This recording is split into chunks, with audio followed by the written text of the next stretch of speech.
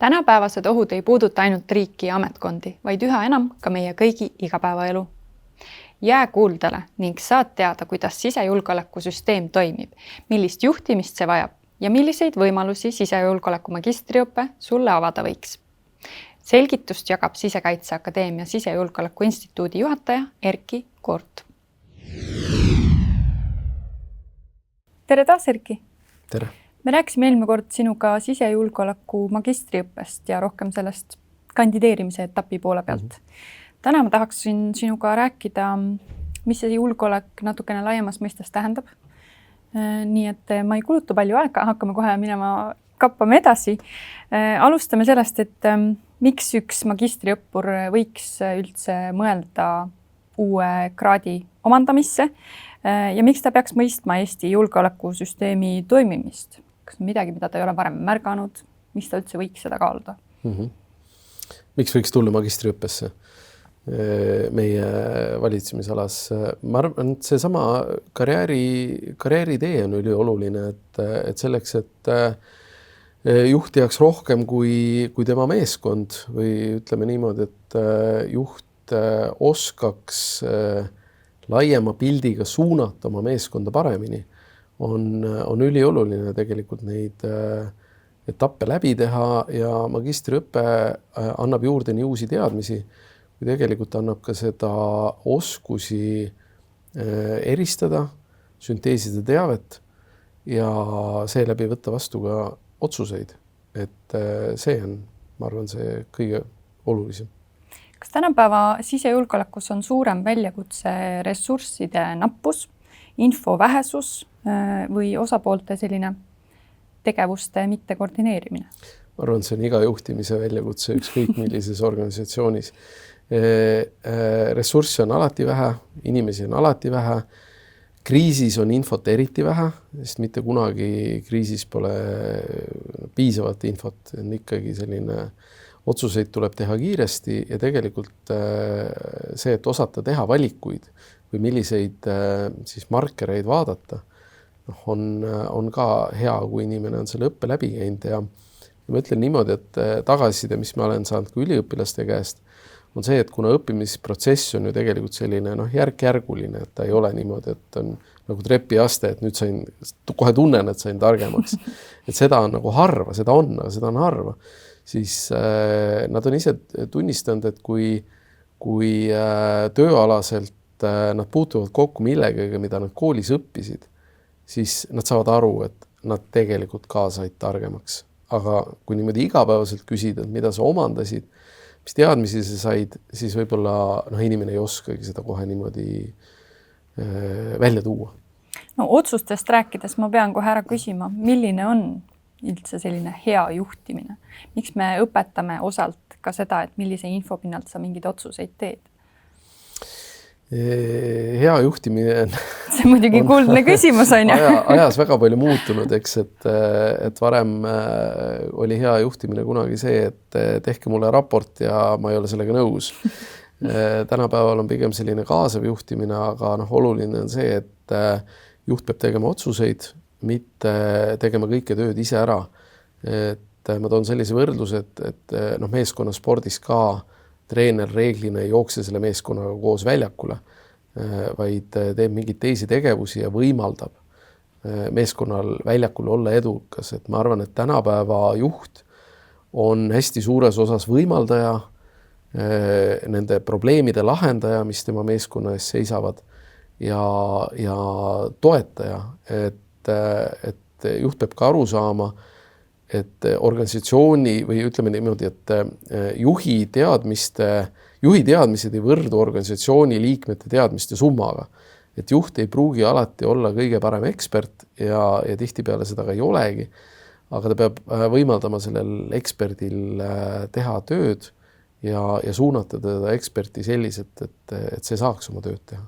No kui meil on inimene õppima tulnud, siis kuidas me õpetame teda tegema otsuseid nendes olukordades, kus infot on vähe, surve on suur, ajasurve, selline väga-väga kriitiline olukord ja tihti on ka nendel otsustel väga laiad tagajärjed?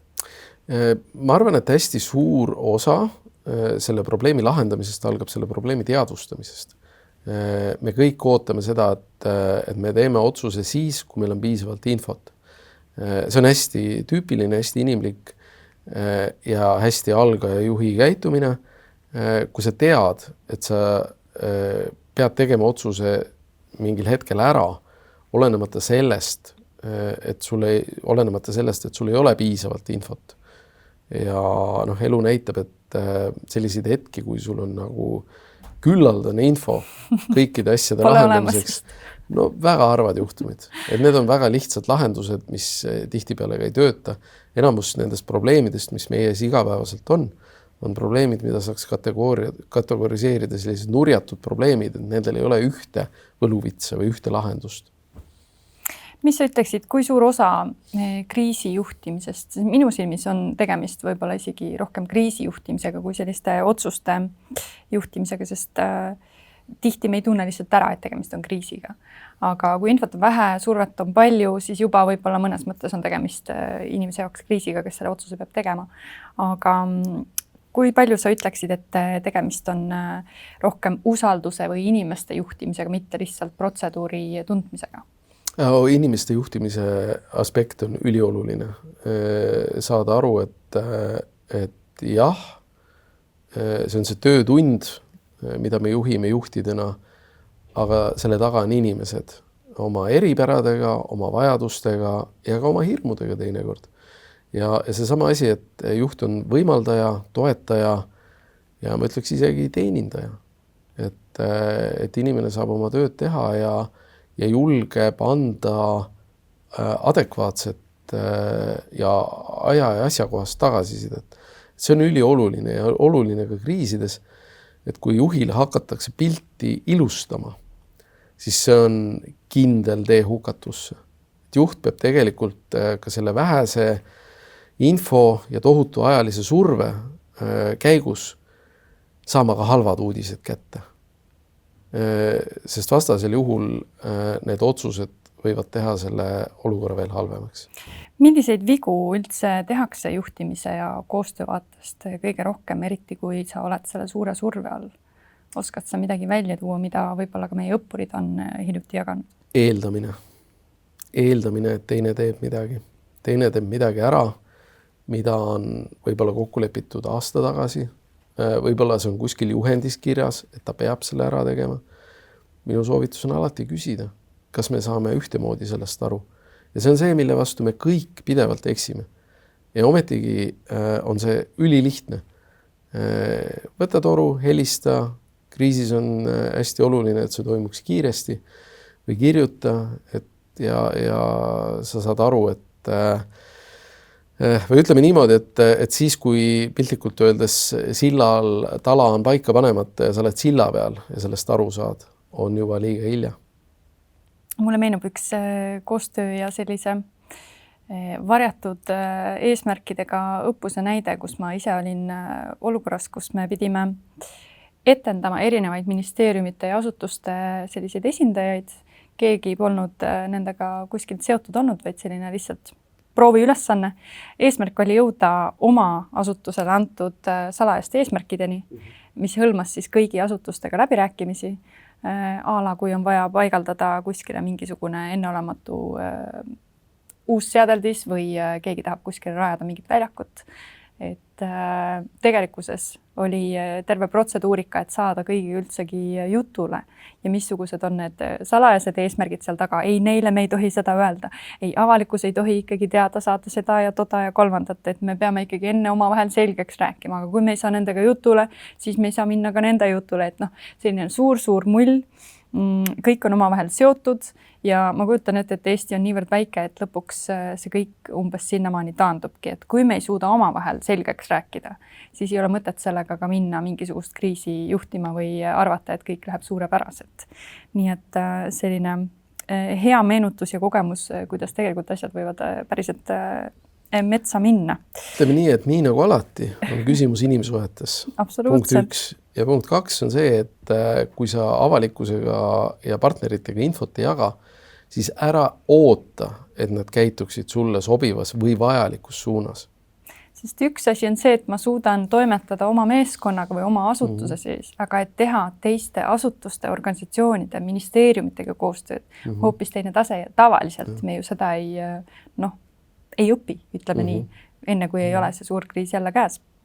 Aga koostööst ja arusaamadest ikkagi rääkides, süsteemis on olemas tavaliselt tugevad spetsialistid, on mingisugune ühine arusaam, nagu sa ütlesid, kõik eeldavad, ootavad, et mingisugused dokumendid on ju kunagi paika pandud.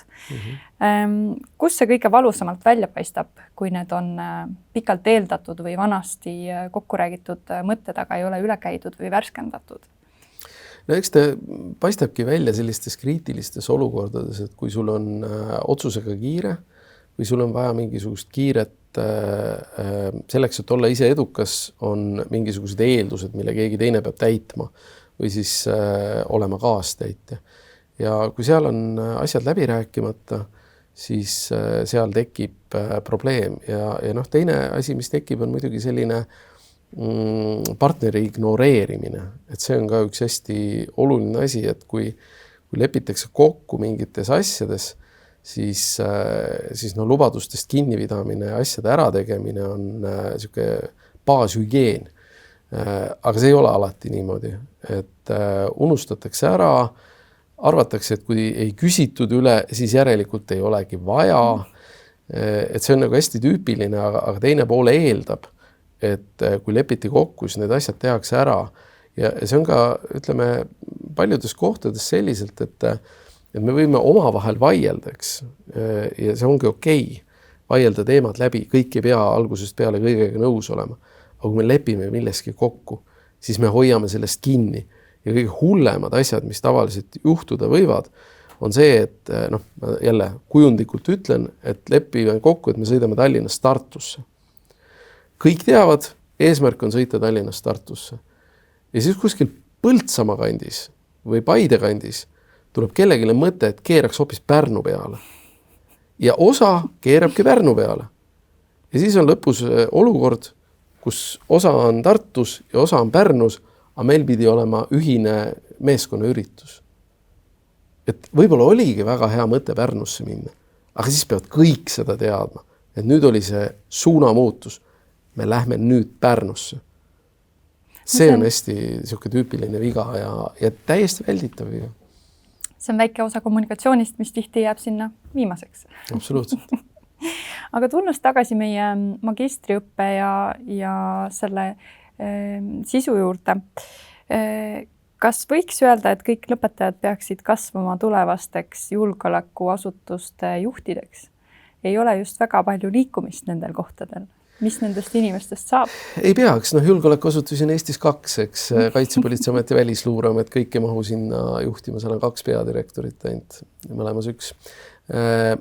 Ma arvan, et kõik meie lõpetajad ei pea pürgima juhtideks ja meil on näiteks õppinud ka mõned, kes on olnud juhid ja täna tahavad olla tippspetsialistid omas valdkonnas. Nad ei taha seda juhtimiskomponenti, sest juhina sa vastutad ikkagi oma inimeste eest ja see on tegelikult väga suur väljakutse, mida võib-olla iga kord ei aduta, kui suure mõjuga see tegelikult on. Ka tippspetsialistiks olemine või koostöö tegemine teiste asutustega on see tugevus, mida meie juures omandada. Väga hea. Me oleme ise ka öelnud, et magistriõppe annab karjäärile hoogu juurde, loob eelised õpingute jätkamiseks doktoriõppes. Aga lõpetajad on tihti valmis töötama juhtivatel või analüüsioskust ja strateegilist mõtlemist nõudvatel ametikohtadel. Ja see saab olla nii julgeoleku kui siseturvalisuse valdkonnas, nii riiklikul kui rahvusvahelisel tasandil. Sa oled põgusalt maininud juba siin, et õppes on selline rahvusvaheline mõõde sees. Kui palju sa sellist karjäärisuunda siin näed rahvusvahelisel tasandil? Kas see õppe valmistab ette nii heal tasemel meid? Oi, väga heal tasemel. Et ma lihtsalt toon ühe näite, et meie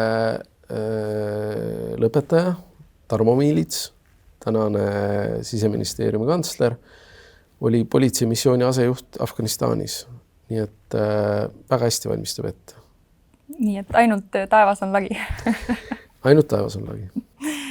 aga kui realistlik on õppe pealt liikuda just sellistesse teadussuundadesse, ka doktoriõppesse, et kas ma peaksin jääma siis nendele teemadele väga truuks, et kui me nüüd magistri tasemel juba oleme jõudnud siia julgeoleku teemade juurde, mis ma seal doktoriõppes võiksin ette võtta? No ütleme niimoodi, et doktoriõppe valdkonnas on või doktoriõppes on Eesti mõistes julgeolekuuuringud ikkagi alaesindatud. Nii et seal on ruumi küll ja veel. Nüüd on küsimus, kas minna selle magistritöö teemaga edasi või võtta mingisugune uus nagu selline rada. See on, sõltub hästi palju inimesest, sõltub tema kogemusest, sõltub tema isiklikest eesmärkidest ja sõltub ka sellest asutusest. Sest ütleme, doktoriõpe võiks olla juba see tase, kus ei ole mitte ainult inimese isiklik huvi nagu enese arendamiseks, vaid on ka teadlik asutuse huvi inimese arendamiseks. Ma palun sul lõpetuseks öelda veel ühe asja inimesele, kes mõtleb ikkagi sisejulgeoleku magistriõppesse tulemist, millest ta võiks enne aru saada või mida ta peaks enda jaoks selgeks mõtlema? Ma arvan, 2 asja.